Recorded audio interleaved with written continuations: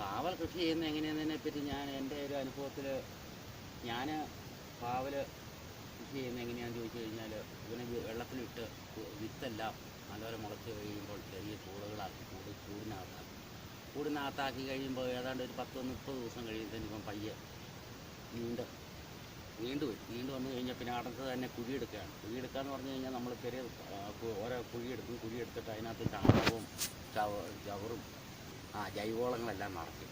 കുഴികൾ തമ്മിലൊരു 15 അടി അകലം എങ്കിലും വേണം. ഇവിടെ നമ്മൾ എത്ര അടി വെച്ചേക്കുന്നത്? ഇവിടെ നമ്മളൊരു 15 അടി അകലത്തിൽ നമ്മൾ വെച്ചേക്കുന്നത്. ആ കുഴി കാണിച്ചു തരാമോ?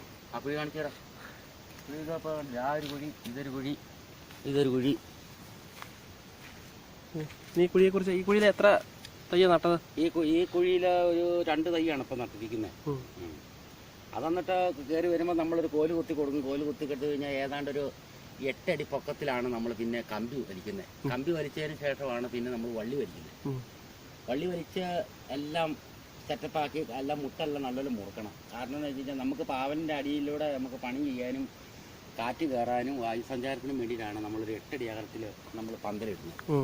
അങ്ങനെ ഇട്ട് അവൻ പയ്യെ പന്തലിലോട്ട് കയറാൻ തുടങ്ങുമ്പോൾ തൊട്ട് നമ്മൾ ചെറിയ തോതിൽ വളപ്രയോഗം ചെയ്യുകയാണ്. വളപ്രയോഗം എന്ന് പറഞ്ഞാൽ ഞാൻ സാധാരണയായിട്ട് ചെയ്യുന്നത്, ഞാനിപ്പോൾ 10-20 വളം ഞാൻ ചെയ്തു എന്ന് പറഞ്ഞാൽ കോംപ്ലക്സ് വളമാണ് ചെയ്തത്.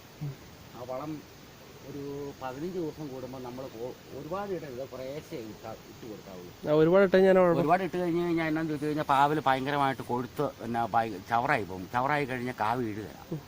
അതുകൊണ്ടാണ് നമ്മൾ കുറേശ്ശേ കൊടുക്കാവുള്ളൂ. അതുപോലെ തന്നെ ചാണകവെള്ളം ആണെങ്കിലും ഒരു 10 ദിവസം കൂടുമ്പോൾ നേർപ്പിച്ച് വേണം നമ്മൾ ഇതിന് ചുവട്ടിൽ ഒഴിച്ച് കൊടുക്കാൻ.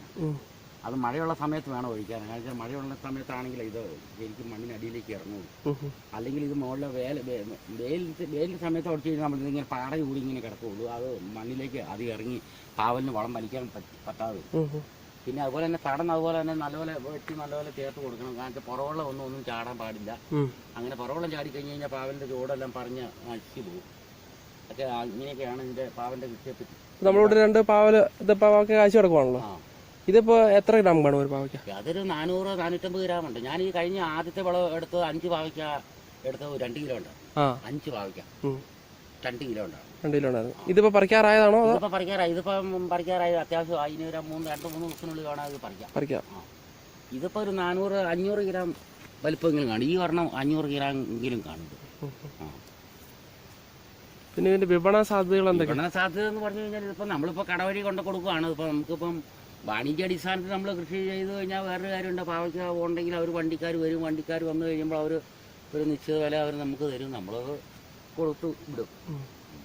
ഇപ്പം ഞാനിപ്പോൾ ചെയ്തിരിക്കുന്ന ഒരു 15 സെൻറ്റ് കൃഷി സ്ഥലം ഏകദേശം ഉണ്ട് ഇപ്പം ചെയ്തിരിക്കുന്നത്. എനിക്കിപ്പോൾ ഒരു 25 മൂടോളം ഉണ്ട് ഇപ്പം നിലവിൽ. ഇതിപ്പം ജൈവവളമാണ് ഏറ്റവും നല്ലത്. ജൈവവളത്താലാണ് ഇവൻ കയറുന്നത്. മഴ കൂടുതലായി കഴിഞ്ഞാൽ എന്നാന്ന് കുഴപ്പമെന്ന് ചോദിച്ചു കഴിഞ്ഞാൽ പാവലിന് ചെറുതായി പഴുപ്പേക്കാൻ സാധ്യത. ഇലയ്ക്ക് പഴുപ്പ് വരും. പഴുപ്പ് കിട്ടി കഴിഞ്ഞാൽ പിന്നെ അത് പാവലിൻ്റെ അത് ആരോഗ്യത്തെ ബാധിച്ച് അത് കായ്ക്ക് പുഷ്ടിക്കാനൊക്കെ എന്താ പറയുക രോഗം പിടിച്ചവരുമൊക്കെ ആകും. ഇതേ ബാധിക്കുന്ന വേറെ അസുഖങ്ങൾ തന്നെ? വേറെ അസുഖങ്ങൾ എന്ന് പറഞ്ഞു കഴിഞ്ഞാൽ ഇതേ പുഴുക്കളുണ്ടാകും. അതുപോലെ തന്നെ പിന്നെ ഈ പുഴു പിന്നെ ഇത് തിന്നുന്ന ഒരു സ്വഭാവമുണ്ട്. പുഴുവുണ്ട്. പുഴുവിന് നമ്മൾ ഇപ്പോൾ ചെയ്യുന്നതെന്ന് ചോദിച്ചു കഴിഞ്ഞാൽ പുകലക്കഷായമാണ് ഞാൻ സാധാരണ ചെയ്തുകൊണ്ടിരിക്കുന്നത്. പുകലക്കഷായം എന്ന് പറഞ്ഞു കഴിഞ്ഞാൽ സോപ്പും പുകലയും കൂടെ കൂടി മിക്സ് ചെയ്ത് അവനെ വെള്ളത്തിലിട്ട് ആലിപ്പിച്ച് ഇതിട്ട് വെള്ളമാക്കി പമ്പിനടിച്ച് ഞാൻ വിടുകയാണ്. അന്നത്രയും കീടങ്ങളെല്ലാം പൊക്കും.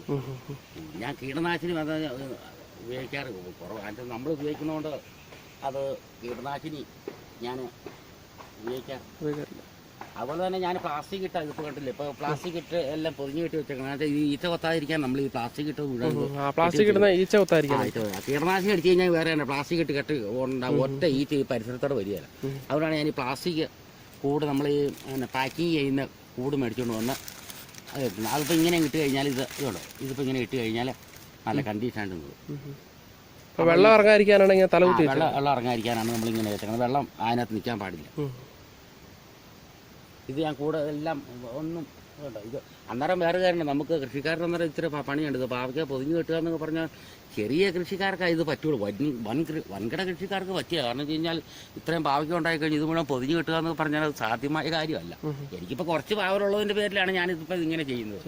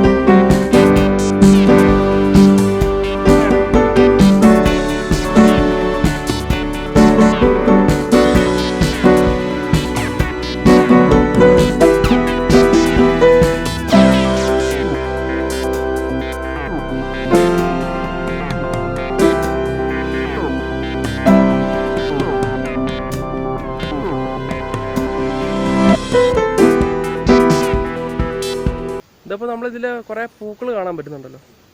ഈ പൂക്കളെല്ലാം കായാവുന്നതാണോ? എല്ലാ പൂക്കളെല്ലാം ഇതെല്ലാം ആൺപൂവാണിത്. ആൺപൂവ് കാഴ്ചയാണ്. കാരണം ആൺപൂവാണ് ഏറ്റവും കൂടുതൽ. കാരണം ഇതിൽ ആൺപൂവിനെയും പെൺപൂവിനെയും എങ്ങനെ തിരിച്ചറിയാൻ പറ്റും? ആൺപൂവ് എന്ന് പറഞ്ഞാൽ ആൺപൂവ് എങ്ങനെ പൂ മുട്ടായിട്ട് വരുമ്പോൾ ഇവൻ നേരെ ഇങ്ങനെ വന്നു അന്നേരം തന്നെ പൂ ഇങ്ങനെ നിൽക്കും. പെൺപൂ എന്ന് പറഞ്ഞു കഴിഞ്ഞാൽ ആദ്യം കായോട് കൂടിയാണ് അത് വരുന്നത്. ഒരു പെൺപൂ കാണിച്ചു തരാൻ പറ്റുമോ? പിന്നെ പെൺപൂ കാണിച്ചു തരാം. ഇപ്പൊ ഈ പൊങ്ങി നിൽക്കുന്നതെല്ലാം ആൺപൂവാന്ന് പറയുന്നത്. ആൺപൂവാണ്. അപ്പൊ അതുകൊണ്ട് നമുക്ക് വലിയ മെച്ചമില്ല. മെച്ചമില്ല. അന്ന് ആൺപൂ വേണം, പരാഗണം നടക്കാൻ ആൺപൂ വേണം.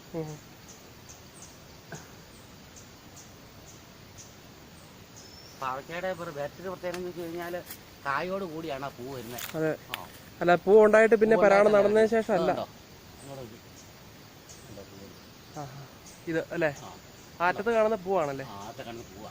പൂവോട് കൂടി ഉള്ളതുകൊണ്ട്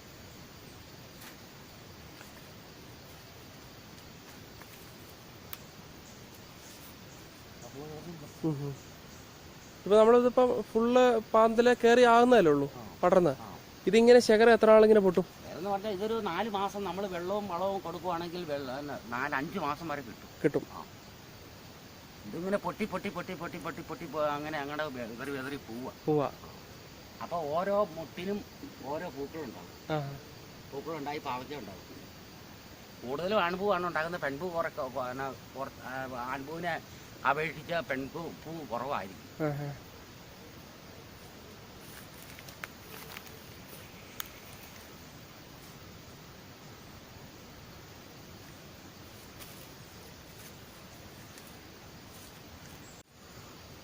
അപ്പോൾ ഇതാണ് നമ്മൾ കണ്ട പെൺപൂവ്. ഇത് പെൺപൂവിൻ്റെ ഇത് കണ്ടോ, അതായത് സ്റ്റാർട്ടിങ് കണ്ടു കഴിഞ്ഞാൽ ഫോക്കസ് ആയില്ല നോക്കട്ടെ. പെൺപൂവിൻ്റെ ഇതുണ്ടോ, ആദ്യം പൂവാണ്. ഇത് പൂ കഴിഞ്ഞ ശേഷം കായ പുറകെ വരുന്നുണ്ട്. അപ്പോൾ കായ ഉണ്ടായ ശേഷമാണ് പൂവുണ്ടായത്. അപ്പോൾ ഇതാണ് പെൺപൂവ്, ഇത് ആൺപൂവാണിത്. ഈ നിൽക്കുന്ന ആൺപൂവ്. ഇത് പൂക്കുന്നു, അതിൻ്റെ പരാഗണം നടന്നു കഴിയുമ്പോൾ അത് കൊഴിഞ്ഞു പോവുകയും ചെയ്യും. അപ്പോൾ ഇതിന് നമുക്ക് നാച്ചുറലായിട്ടുള്ള ഇവരുടെ ഈച്ചകളുടെ ആവശ്യമുണ്ട്. എന്നാൽ ഓവറായിട്ട് ഈച്ചകൾ പാടില്ല. പരാഗണം നടക്കണമെന്നുണ്ടെങ്കിൽ ഈച്ചകളുടെ ആവശ്യമുണ്ട്. പക്ഷേ ഈച്ചകൾ ഓവറായിട്ട് ഇതിൽ പിന്നെ പാവയ്ക്കയിൽ നമ്മൾ അറ്റാക്ക് ചെയ്ത് കഴിഞ്ഞാൽ പാവയ്ക്കയ്ക്ക് അത് കേടുവരുത്താനും പാവയ്ക്കയുടെ തൂക്കം കുറഞ്ഞു പോകാനും പല കാരണങ്ങളുണ്ടാകുന്നുണ്ട്. അപ്പോൾ ഇതാണ് ഇന്നത്തെ കാഴ്ചകൾ. അപ്പോൾ വ്യത്യസ്തമായ വേറൊരു വീഡിയോ കാണുന്നവരെ ബൈ.